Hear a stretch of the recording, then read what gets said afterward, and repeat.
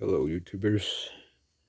I wanted to make a follow-up video to show everything put back together, and so I did start this car and let it idle, and everything appears good. So the silicone beads that I put on are not leaking. Nothing else appears to be leaking. No vacuum leaks. It is idling very smooth. I gave it a quick scan. It came up with 10 engine codes, and the check engine light is now off. It still has permanent lean stored, as well as mass airflow out of range, and one more code. I'm thinking once it's test driven that those codes will be erased from the memory, but since they've been active for so long, I think it's being stored. I couldn't erase them. I erased all the other 10 codes and they did not come back. The O2 sensor was one of them. I believe idle control RPM too high was one. I don't remember what the other ones were, but they were related to running lean. But I basically just wanted to show this kit fully installed. So a couple things that I noticed was, oops, let's see. You see down there that little line next to the clamp. Just make sure that yours isn't up against it. I'm happy with that because that could rub that. One thing to note when installing this hose is the clamp is supposed to be in between those two rubber pieces. You can see it on this side pretty easily. Right here, there's a little notch in that side where that clamp goes. Same thing up here, notches. And also with this one, I was able to get this in properly, so there's that line on top that matches up with the plastic piece, so you line those two up. And the hose clamp, you could actually see a little diagram on the right side of it. That's where the bolt head needs to be aligned, because there's a slight little notch. You could just make it out where that clamp, the wider part of the clamp, sits. So I had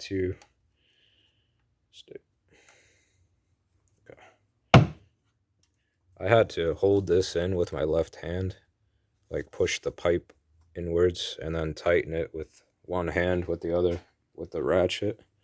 I just used this little flex head,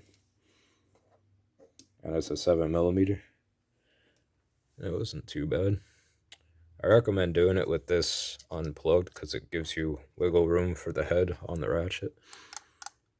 And the only other thing was the routing for this hose. The best thing that I came up with is these clamps squish open so that this does fit in here.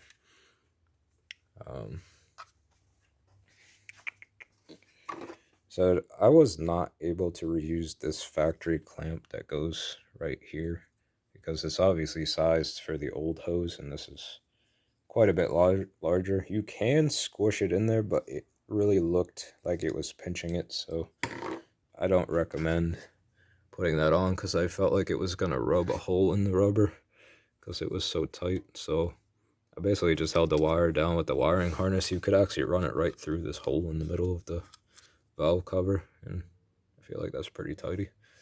And you just lay it in the other two. The cover will go over top of that then.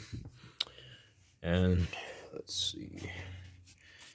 The only other thing was it comes with a couple zip ties in the kit. I ended up using a 11-inch one. Let me get my flashlight. It's too dark.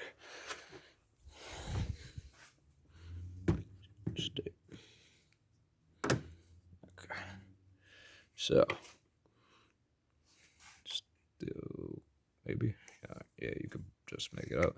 Well, anyway, right there I put an 11-inch zip tie, which this is where the new updated location of the check valve is supposed to go. I ended up going to buy this fuel line right here.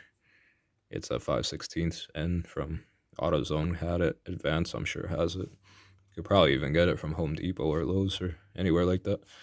But I cut a 3-inch piece because I like having extra room to slide these clamps down, because the 2-inch on those ends over there, when you slide the clamps up, they pretty much are touching in between the plastic fittings. So I think 3 inches is a good amount to give you some wiggle room, because like this check valve may need to be replaced at some point, so having that room to slide the clamp up and have it clear the plastic fitting, I mean, I prefer that. So the check valve, like I mentioned in the other video, I think I said it goes towards the turbo, but I was wrong.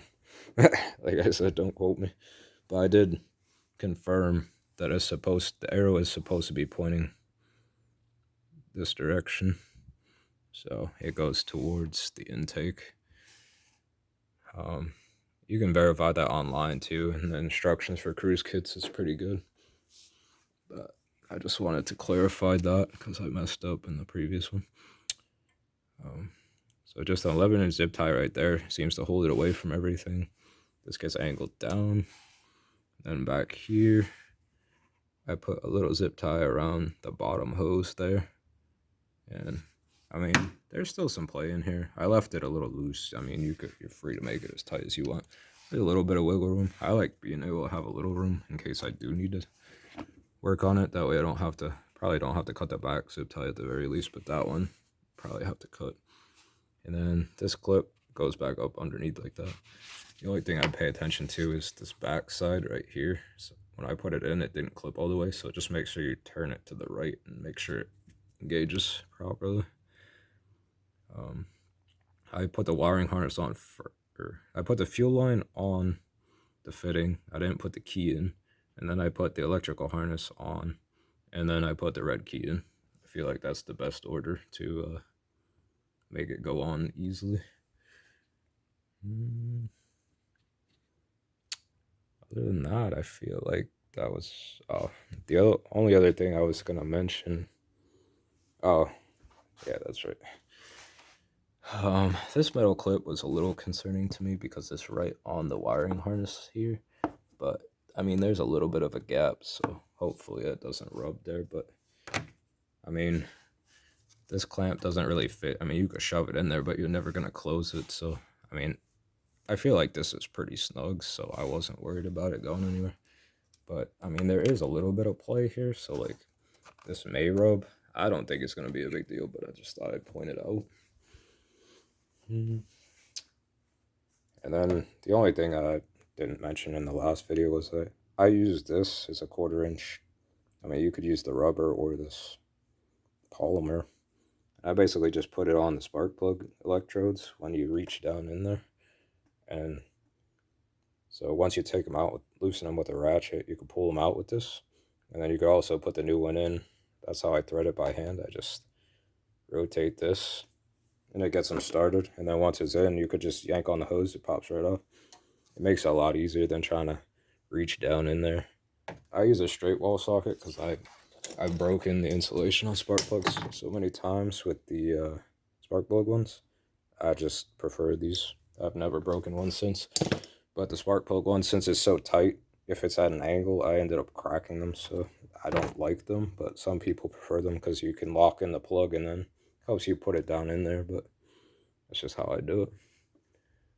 Alright, well, so this is basically what the version 3.4 kit looks all installed. And it's pretty tidy. I'm happy with it. No issues. I don't expect there to be for a while, so. Alright, thanks for watching.